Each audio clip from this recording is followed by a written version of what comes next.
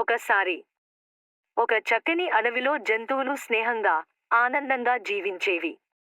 అక్కడ పక్షులు పాటలు పాడుతూ, జింకలు జాలీగా తిరుగుతూ ఉండేవి. కాని ఆ అడవిలో ఒక నక్క ఉండేది. అది తెలివైనది.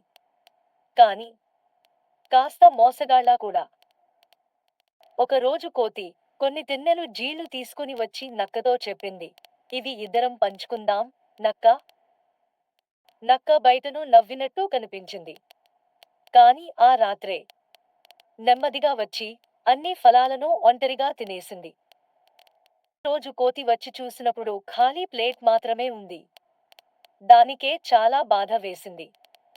ఇంకొన్ని జంతువులు చూసి ఆశ్చర్యపోయాయి.